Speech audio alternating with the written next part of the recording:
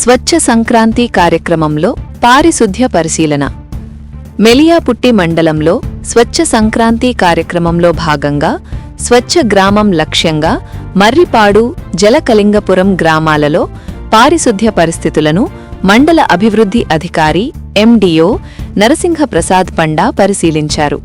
గ్రామాల్లో చెత్త సేకరణ, కాలువల శుభ్రత, పరిసరాల పరిశుభ్రతపై ఆయన అధికారులకు సూచనలు చేశారు. స్వచ్ఛత పాటించడంతోనే గ్రామాలు ఆరోగ్యంగా ఉంటాయని పేర్కొన్నారు. ఈ కార్యక్రమంలో సంబంధిత గ్రామాల సర్పంచులు, గ్రామ కార్యదర్శులు, పారిశుధ్య సిబ్బంది పాల్గొన్నారు.